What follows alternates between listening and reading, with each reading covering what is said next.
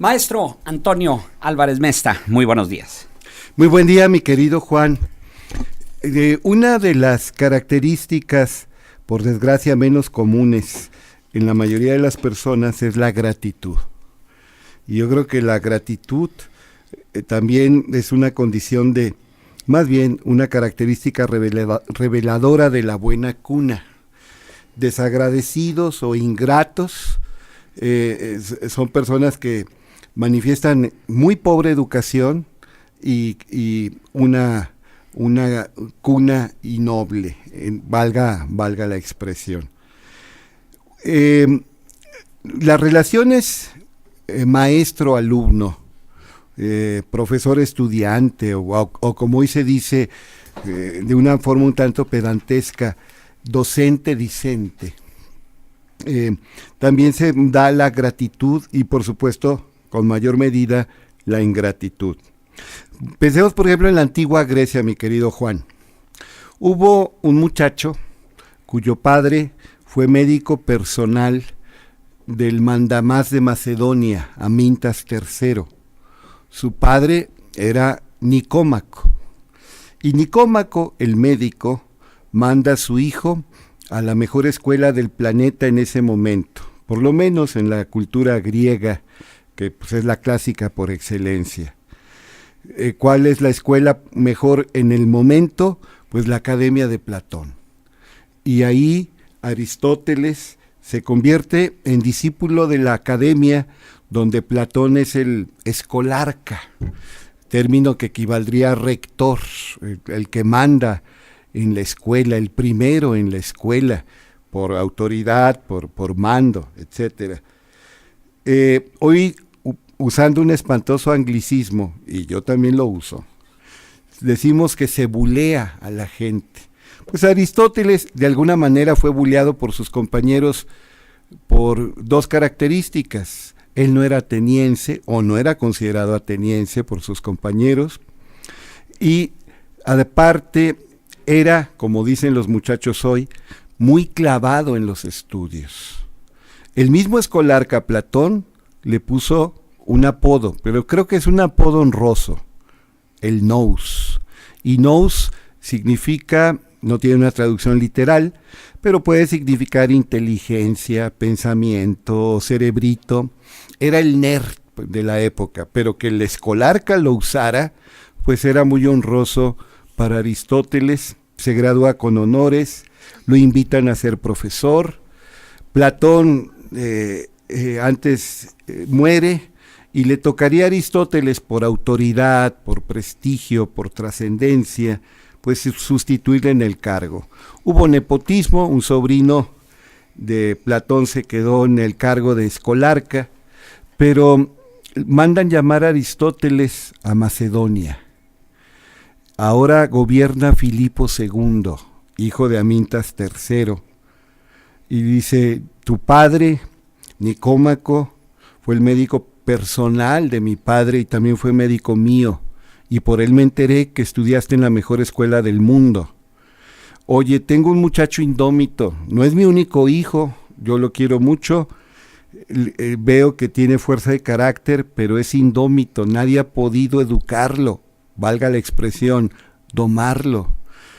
Yo sé que eres un académico, sé que eres una persona consagrada al trabajo intelectual, pero te voy a pagar bien, aunque yo sé que tú tienes tus propios recursos, te voy a pagar bien si logras educar a mi hijo, uno de mis hijos. Y Aristóteles toma el reto, y yo me imagino, hay muchas descripciones del encuentro, pero ninguna detallada, que ve ese muchacho, que ya sabes de quién estoy hablando, Alejandro, que la posteridad llamaría Alejandro el Magno o Alejandro el Grande, Alejandro Magno, que todavía no era Alejandro Magno, era un mozalbete.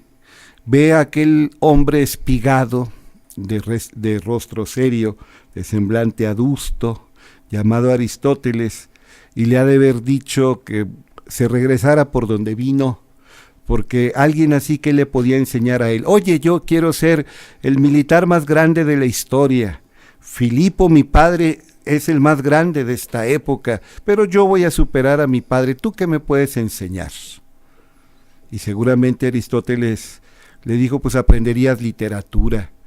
Por ejemplo, leeríamos la Ilíada. ¿Y eso qué tiene que ver conmigo? Tú quieres ser general y hay muchas proezas militares en la Ilíada.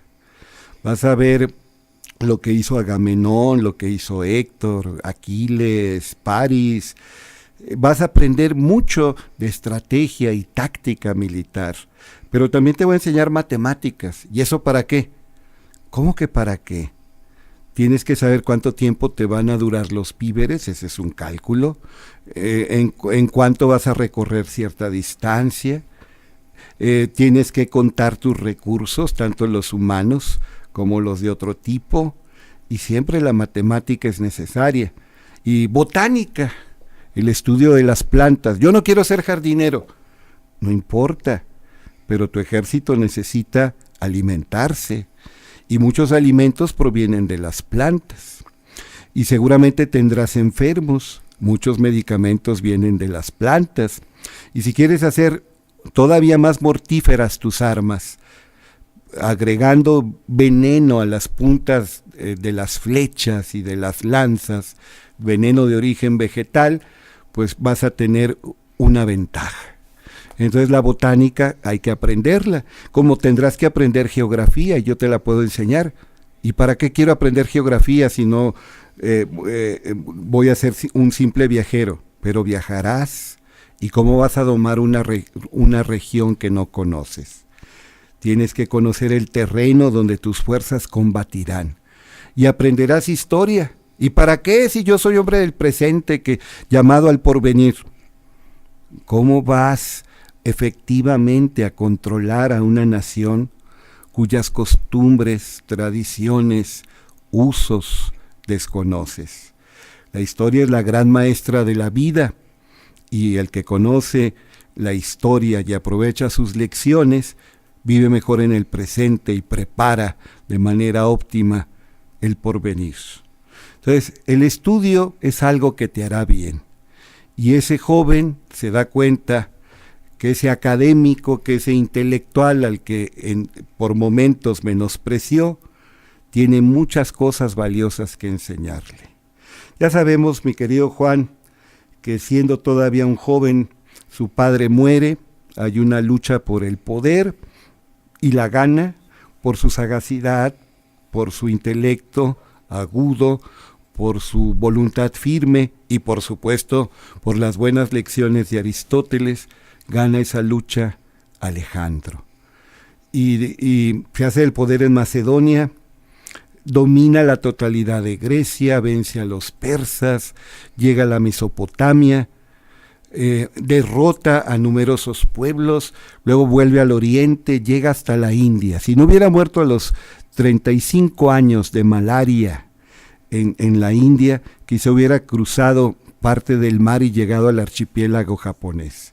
Para muchos, Alejandro fue el general más valioso de la historia. César quería compararse con él, y Plutarco, el biógrafo historiador, acuérdate, compara a César con Alejandro. Pero a lo que voy, estaba hablando de la gratitud, estaba hablando de las personas que muestran agradecimiento a quien les beneficiaron. No estuvo el tiempo que hubiera sido necesario para una óptima formación, pero Alejandro estuvo en contacto con Aristóteles y no se olvidó de él. El primer jardín botánico de importancia en la Hélade lo tuvo Aristóteles, con recursos proporcionados por Alejandro. Ejemplares de la flora y otros recursos le fueron dados para que tuviera ese jardín botánico. Aristóteles le interesaba mucho lo que se llama las ciencias naturales. Él usaba una palabra que las englobaba en aquella época, física. Physis es naturaleza. Entonces, lo relativo a la naturaleza. La física no era nada más como hoy el estudio de las transformaciones de la materia y la energía. Incluía lo que sería biología con todas sus ramas. Aparte, incluía disciplinas como la agronomía, la medicina, los rudimentos de lo que más tarde sería química y física. Era un conglomerado cognitivo muy complejo y Aristóteles lo cultivó. Tuvo también un zoológico. Él tenía sus propios recursos, pero Alejandro no se olvidó y siguió dándole un capital importante para que tuviera el zoológico y el jardín botánico y tuviera ayudantes.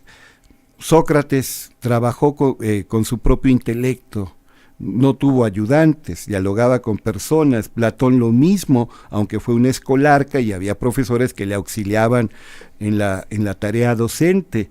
Pero así, trabajo de investigación por equipo, el primero que hubo en el mundo fue con Aristóteles.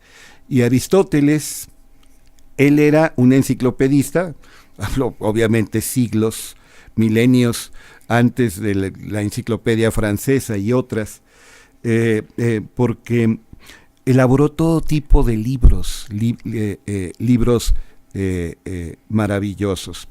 Entonces, Aristos, el mejor, Aristóteles, el que tiene la mejor finalidad, el mejor propósito. ¿Por qué escogí hablar de Aristóteles?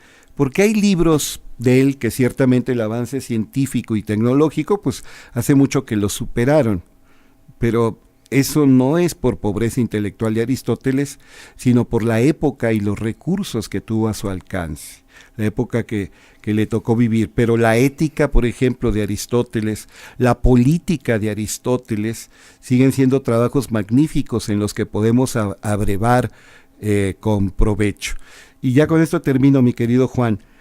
Aristóteles, que cultivó todas las disciplinas que había en su tiempo, decía que la ciencia suprema, la más importante porque implicaba el conocimiento de las demás, era la política. Y la palabra política en nuestros días está tan desprestigiada. Escuchas la palabra política y piensas en gente corrupta, piensas en malversación, en abuso, piensas en negligencia, piensas en desprecio a la ciudadanía, piensas en engaños, en trampas, en mentiras, pero para Aristóteles la política era la actividad más noble.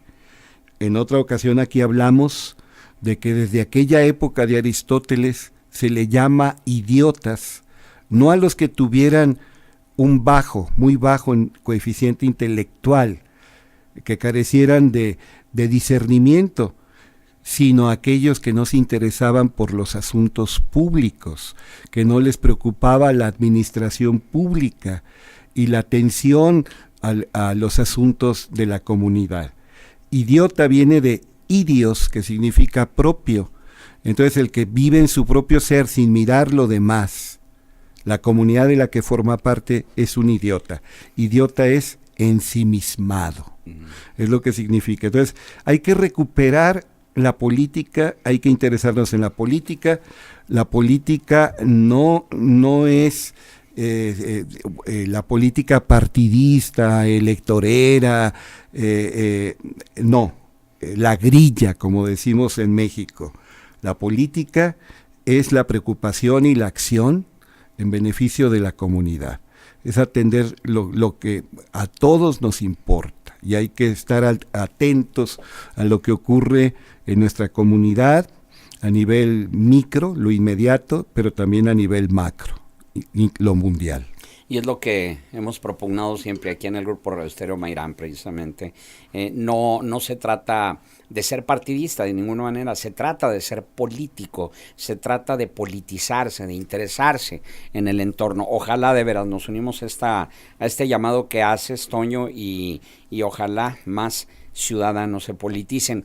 Y por cierto que platicábamos hace algunos días sobre la Ilíada y la Odisea, y una radio escucha Blanquestela dice: me gustaría escuchar al maestro Álvarez Mesta en su colaboración para que me explique una frase que se me quedó muy grabada tanto de la Ilíada como de la Odisea, cuando Homero decía los aqueos con sus hermosas grebas. Sí, bueno, la greba es como una tira que va en las piernas, forma parte de la indumentaria que usaban los hoplitas. Y los aqueos en realidad es una etnia entre los griegos, pero por esa figura que conocemos como sinécdoque, la parte puede representar al todo. Está como tirios y troyanos. Sí. En fin, a veces la parte o un elemento muy representativo sirve para designar a la totalidad. Hay que acordarnos también que Ilíada, que esa es la prosodia que todo el mundo recomienda, viene de Ilion, que significa, es otro nombre para Troya, y que Odisea es el nombre del personaje que será protagonista de este poema épico atribuido a Homero. Los griegos le llamaban Odiseo, nosotros lo conocemos como Ulises. Exacto. Como Ulises, es el nombre latino. Pero a partir de ahí, pues todo viaje lleno de aventuras, todo trayecto con peripecias, donde se arriesga la vida, le llamamos también Odisea. Bien, ¿algún punto de contacto, Toño? Con todo gusto, antonioalvarezmesta@hotmail.com. Siga con nosotros porque luego de la pausa vamos a la mesa de análisis y el tema que vamos a abordar es el del panorama político, económico y social ante la turbulencia Trump. Siga con nosotros.